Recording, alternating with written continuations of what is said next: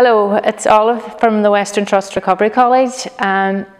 Today we're going to be looking at our new video on creating wellness in autumn. Our video today is on upcycling, and it's upcycling just a basic tin can. I'm a real fan of upcycling, making something out of nothing, and quite often I'll go and have a good old hunt around the charity shops and even just in our kitchens and what we're throwing out and what we can make use of.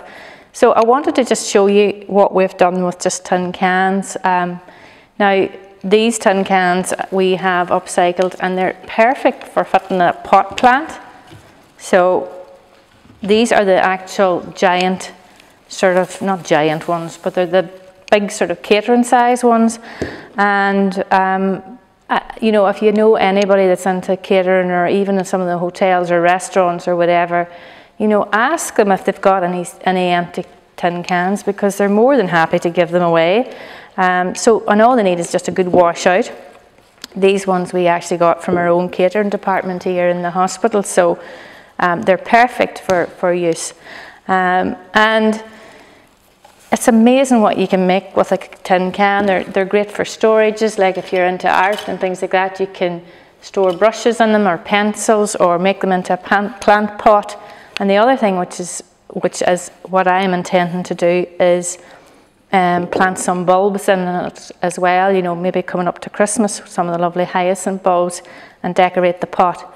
And it's a lovely wee gift out of very, very little. So what you need to do is just measure around first, but as I say, with wallpaper it will go the whole way round, as you can see. So then you want to measure your depth of what you need, and it's just a wee bit of cutting that's involved.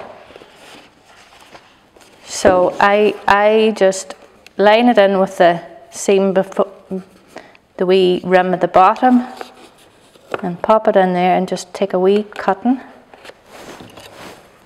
Just take the scissors and give it a wee nip. And that tells me where I need to cut. And then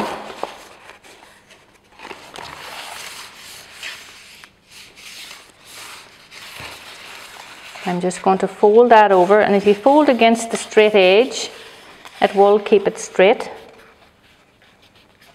Fold it over there, and hopefully when you run your finger down that, it'll go straight. Now this is very narrow, this one, but it should go straight.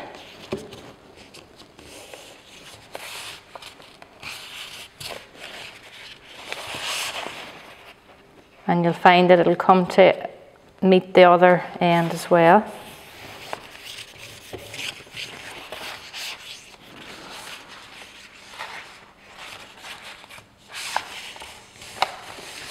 And just take your scissors then. If you go on with a straight, run your nail across it as well, and it just gives it a wee bit more of a definition. And just double check that we're all right with that. Yeah. It should be all right. We need to take a wee bit off the other end then, but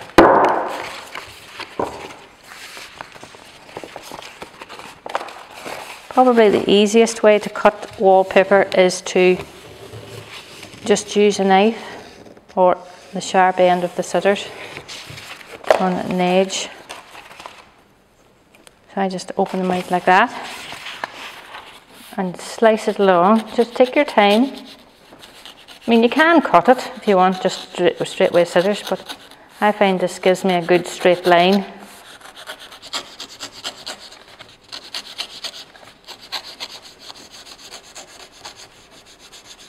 Okay, so when you've trimmed your paper to size, then you just need some PVA glue, regular PVA glue.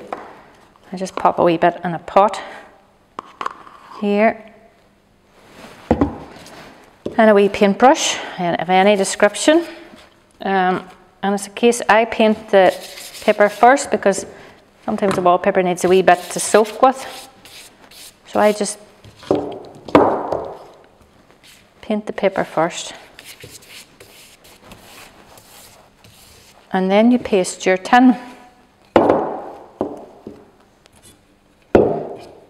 And I always start from the seam side. And again, you're just going around the tin, putting a good enough layer on it. And then when you have that done, set that over there for now. You just start with your paper, and again, find the seam in the tin where the seam is, and just place it down, and it should fit into the edges. And then use a wee bit of tissue paper or soft cloth or whatever you have at hand. I just use a bit of tissue paper or kitchen roll, and just lay it down like that and start smoothing it as you go along, so that you're getting out any bubbles and you're moving it into place.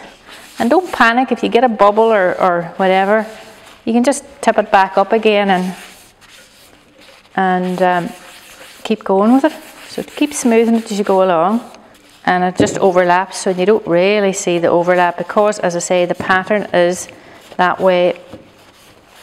It's an all over pattern, so you're not actually going to see much of an overlap at all. I think if you have a patterned wallpaper, you're more inclined to see the join, but if you have an all over sort of a mixture, you don't see it. And you can match these into whatever your decor is or whatever, you know, in your house.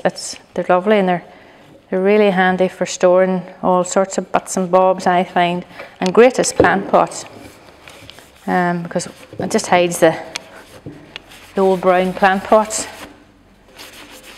And I could do this kind of stuff all day.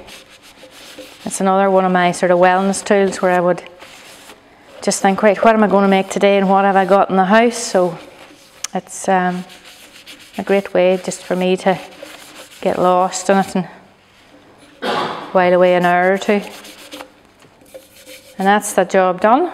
And then what you do then is, just with the same glue again, you're going to give it a wee coating over the top, because this dries clear and it's like a wee varnish. So it actually, again, just start with where the seam is there, and just work your way around.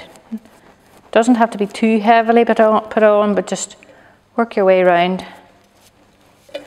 And that's it when you've all that done. And that's it.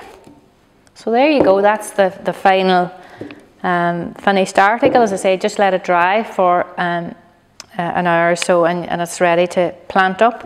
What you might like to do is actually plant up some bulbs in it, or use it for a plant or whatever it is. But do give it a go. It's worth a try, and it's amazing what you can make out of nothing. So, and I think you might get requests from other people once they see it. So, and as I say, if you can't have wallpaper, do check around. Some of your friends or family might have scraps of wallpaper, or sometimes I do ask if I'm in a shop, can I take a sample?